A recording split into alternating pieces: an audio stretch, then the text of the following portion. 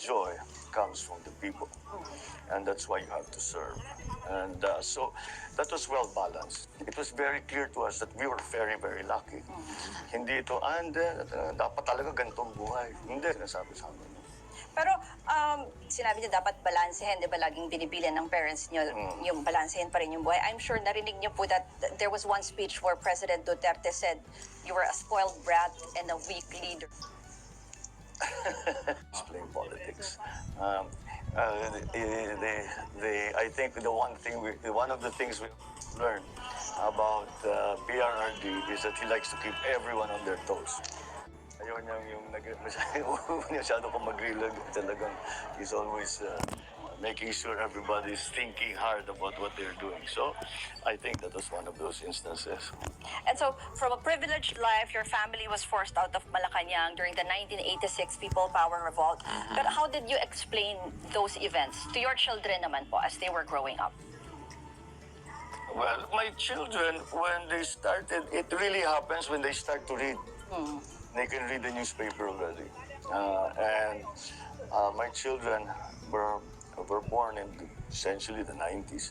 So, andyan pa rin, meron pa rin mga anti-Marcos na galit sa father ko, galit sa amin, etc. And I gave them the same explanation that it wasn't my parents, but my aunts and uncles. I remember when my father was Senate President, every day, ang dyaryo, oust Marcos. I don't know, hindi ko na naintindihan, but it was a big issue. Kasi patakbo na siya ng presidente noon. So, oust na. Sabi ko, so I asked one of my uncles, and I said, why, ba't ganyan? Ano bang ginawa ng father ko? Ba't galit sila? Sabi niya, hindi, ganyan talaga politika. Because they want, gusto nga silang nakaupo dyan eh. Kaya gusto nilang tanggalin yung tatay mo para sila na ang umupo. Ganyan lang talagang politika. Sabi niya, walang nanalo ng election by 100%. Laging may papatikos siya. So, I mean, it's something that we understood immediately. And that's the explanation that I gave my children. And how about a lot of our voters now are more than 50% youth talaga eh, yung mga millennials, Gen Z. How about the issue of martial law? How would you explain it to them? Well, I think the best people who can explain it to them are the relatives who went through it. And we have explained it, I think, for 40 years already. And, you know, I explained it by saying that the situation at the time was dire. We were fighting a war on two fronts. We had the secessionist movement in the south. We have the dissident NPAs, CPP NPA in the countryside. And there was something, and these were people who wanted to bring down the government, and the government had to defend itself. So that was my understanding. That's always been my understanding of it, and I think it was so, because if you look at the historical record, totoo naman, ganyan naman talaga ang nangyari. So that's why I think that that's how I explained that was what your lolo. But once in a while, and you have also mentioned this, na nabibiktima din po kayo ng fake news, sinasabi nyo. Yeah, So, everyone, why is it's a social media. Everybody's a victim of fake news. So kayo po, tingin nyo, may mga ganun na rin, parang fake news targeted against you? Oh yeah. Oh, I could give you a whole list of hundreds of instances with that. But Senator, kasi I just have to ask you that misinformation is also being attributed kasi naman to your supporters, to your online supporters. Even Facebook and Twitter, they took down hundreds of pages of spamming behavior kasi daw parang hindi siya organic. Or how do you say about allegations that your supporters have a machinery of disinformation, and when you say not organic, it's not Find me true? one. Find me. Show me one. One. Just one. May mga tinanggal po ang Twitter and Facebook. But those are their individual accounts. And besides, I don't know, Twitter, some of these things are, these are from the United States. They don't know what's going on here. So maybe they might be mistaken. They're individuals. yung sinasabi nilang trolls, thousands. So, hanapan mo ako ng isa. Just one. Find me a troll. What you're That's saying working is for us. they can't prove it and They directly don't link it to you. exist. That's why you show me the place where there are hundreds of trolls sitting in front of a computer spreading fake news. It doesn't exist.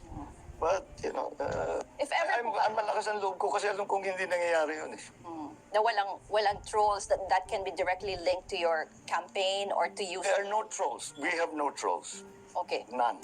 Not a single one. I have been offered a click army troll. Hindi ko ginagamit yan. Because it's very simple. You know what the evolution of that is? Because when I started doing the vlogs, which is about, we're now up to our 200 and that. When we started doing the vlogs, ay ibuboost ba natin? Mag-a-add ba tayo? Sabi, wag na kasi hindi natin malalaman kung ano talaga yung numero. So up to now, we don't boost. We don't do ads. You saw the Facebook, zero. Ako. Yung ads, yung I have amount not- spent, I no? don't, because we got used to working that way. And alam mo, ang mga bata, the most heavy users of social media are younger. My son showed me 2 clicks. It's a troll. It took that's boosted. Wala na, it's not effective anymore. Kitang-kita mo naman yung mga comment, diba, pare-pareho. Iba kunwari, pare-pareho yung address, iba-iba yung sinasabi. O pare-pareho yung, iba-iba yung address, pero pare-pareho yung sinasabi.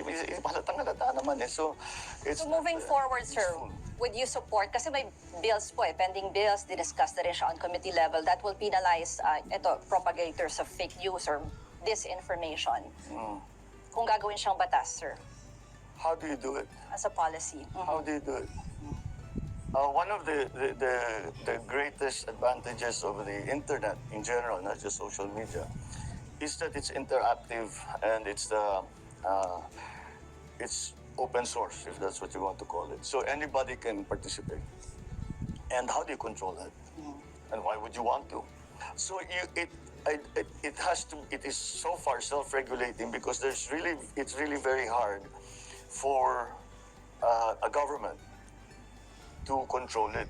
Siguro Zuckerberg can control it, but I don't know if we can.